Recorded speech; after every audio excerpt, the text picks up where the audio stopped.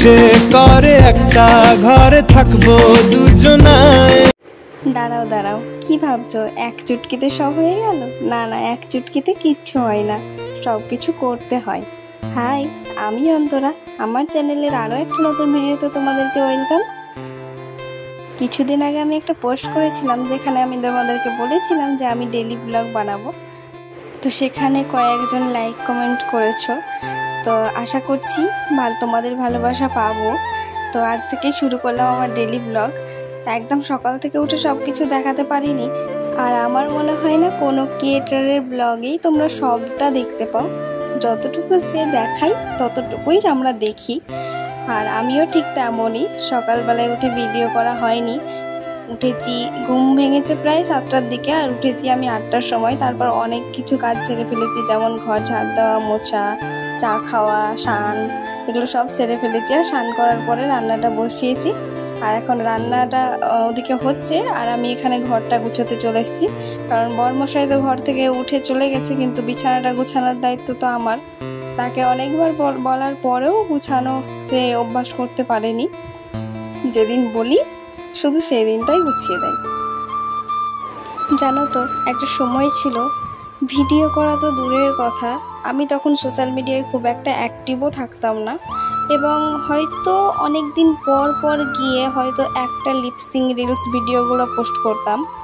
সেগুলোতে কিছু মানুষ ছিল যারা খুব আমার প্রতিটা ভিডিওতে লাইক করতো, কমেন্ট করতো, এবং কিছু মানুষ ছিল যারা আমার ভিডিও দেখতো অথচ লাইক কমেন্ট তো দূরের কথা, তারা আমার পিছনে গিয়ে বদনাম করতো যে বাড়িতে তো কোনো কাজকর্ম নেই, কোনো তো কাজ টাজ করে না, সারাদিন মোবাইল ঘাঁটে আর এগুলো সব বানাতে থাকে। আসলে তো বাড়ির কোনো কাজকর্ম করতে হয় না, রান্না বান্না করতে হয় না, মুখের সামনে করা খাবার পেয়ে যায়। মানুষ এরকম মন্তব্য ছিল আমার বিষয়ে। তো ঠিক আছে, মানুষ এরকম বলতেই থাকবে, আগেও বলতো, এখনও বলবে, আই ডোন্ট কেয়ার। আগেও কিছু মনে করতাম না, আর এখনও করি না। যাই হোক, ভিডিওর কথায় আসা যাক। ঘর গুছোনো আমার শেষ হয়ে গেছে, আবার চলে এসেছি রান্নার জায়গায়। আর সেখানে এসে বেশ কিছু রান্না আমি তোমাদের সাথে কথা বলতে বলতে সেরে ফেলেছি। যেমন করেছিলাম আজকে কাঁচা কলা ভাজা, কুমড়ো ভাজা, আর পুঁই ডাঁটা দিয়ে আলু দিয়ে মিষ্টি কুমড়ো দিয়ে তরকারি। আর এটা আমি করছিলাম একটা আলু পটল দিয়ে একটা পাতলা ঝোল। তো এই কথা বলতে বলতে তোমাদের সাথে রান্নাটাও প্রায় অলমোস্ট কমপ্লিট হয়ে এসছে। শুধু এই তরকারিটা রান্না হলেই হয়ে যাবে।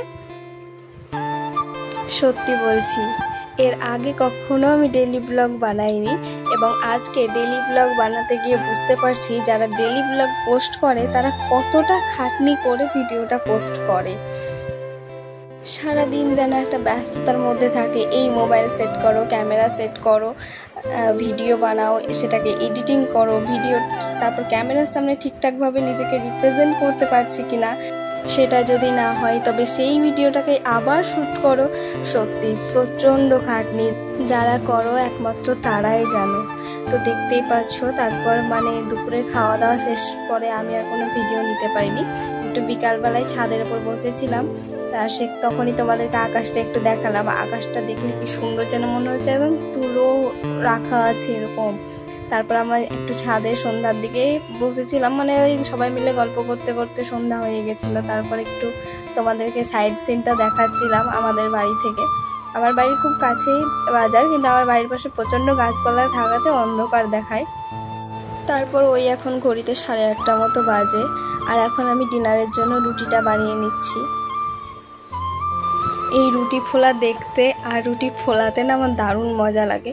আর যেদিন মনে হয় যে রুটি ফুলছে না, সেদিন যেন রুটি বানাতেই বিরক্ত লাগছে, এরকম একটা ব্যাপার।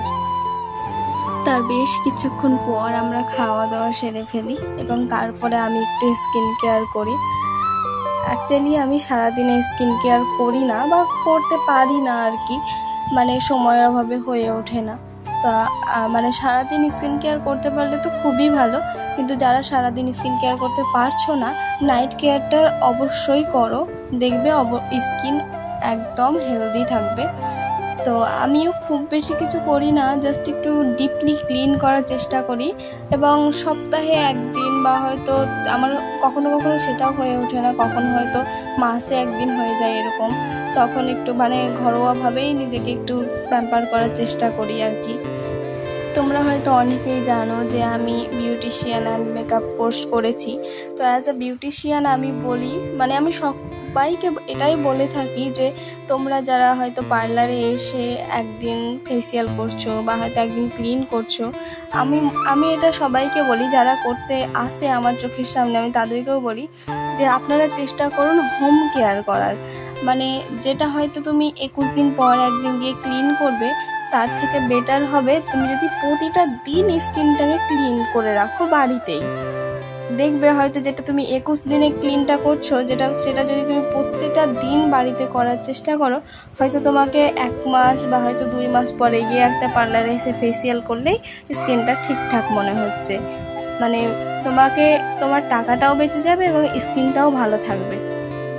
এরকমটা না যে টাকা ইনকাম করার জন্য বলবো যে তুমি মাসে মাসে পার্লারে এসো আর ক্লিন করো। এছাড়া কিছু মানুষ আমাকে জিজ্ঞেস করে যে আমার স্কিনে এটা হচ্ছে, আমি কি করব বলো, বা আমার কি করলে স্কিনটা ঠিক থাকবে, মানে এরকম আমাকে অনেকে জিজ্ঞেস করো। তো আমি বলি, মানে আমি তাদেরকেও বলি আর তোমাদেরকেও বলছি যে স্কিন যার, মানে প্রতিটা মানুষের স্কিন আলাদা আলাদা হয়। মানে আমি বলে দিবার হয়ে যাবে সেটা নয়, মানে তোমাকে আগে তোমার স্কিন টাইপ বুঝতে হবে, স্কিন টোন বুঝতে হবে, আন্ডারটোন বুঝতে হবে, তারপরে গিয়ে তুমি নিজেই সিলেক্ট করতে পারবে যে তোমার জন্য কোন প্রোডাক্টটা ঠিক। আর দেখবে প্রতিটা প্রোডাক্টের গায়ে লেখা থাকে যে কোন স্কিনের জন্য এই প্রোডাক্টটি পারফেক্ট।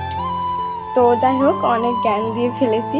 তোমাদের সাথে কথা বলতে বলতে আমার স্কিন কেয়ার হয়ে গেছে এবং চুলটাকেও জাস্ট একটা বিনুনি করে নিয়েছি।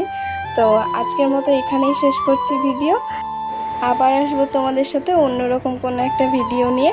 তো আজকের মতো টাটা, বাই।